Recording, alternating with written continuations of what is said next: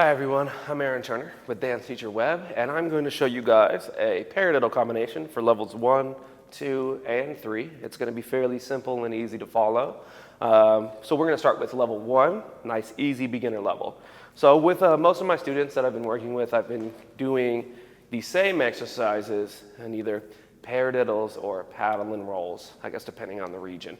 And I would say the only difference between the two is one is going to start with the heel on count 1, and other people start with the dig.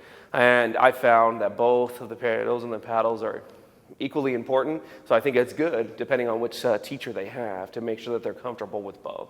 So for level 1, it's very, very simple for the beginners. You're just going to go over the mechanics of a paradiddle, which paradiddle is a 4-sounding step with 4 syllables.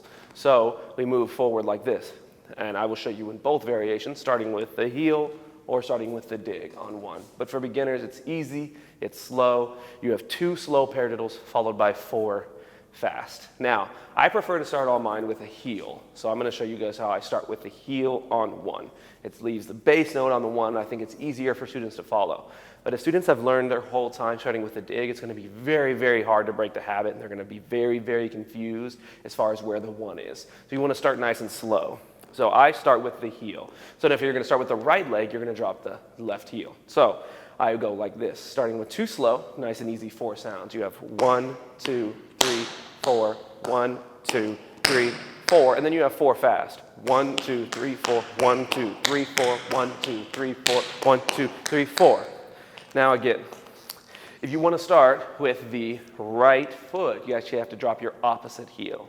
So I'll be dropping my left. I'll show you guys as a mirror, so I will drop my right, but this will be showing for you guys for the right side. So I will go 1, 2, 3, 4, 1, 2, 3, 4. Quick, 1, 2, 3, 4, 1, 2, 3, 4, 1, 2, 3, 4, 1, 2, 3, 4. Slow, 2, 3, 4, slow, 2, 3, double time, 1, 2, 3, 4, 1, 2, 3, 4, 1, 2, 3, 4, 5. Okay, now, again, I'm going to show you the exact same exercise, but now starting with a dig instead of the heel. So the 1 is now going to move. So if I want to start with the right, this time you actually will just pick up your right foot. Same combo, 2 slow, 4 quick. I'm going to show you, instead of dropping my heel first, I'm going to hit the dig on 1. So I have 1, 2, 3, 4. 1, 2, 3, 4. 1, 2, 3, 4. 1, 2, 3, 4. 1, 2, 3, 4. 1, 2, 3, 4. 1, 3, 4. 1, 2, 3, double time. 1, 2, 3, 4. 1, 2, 3, 4. 1, 2, 3, 4, 5.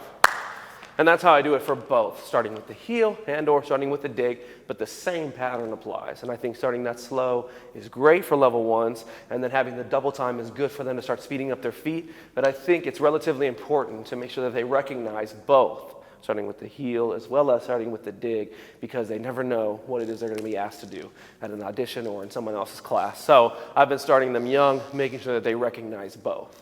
And in the next video, I'll show you guys level 2, which is a little bit harder, a little bit quicker pattern, but it can apply to both, starting with the heel or starting with the dig. So I'll see you guys in the next video.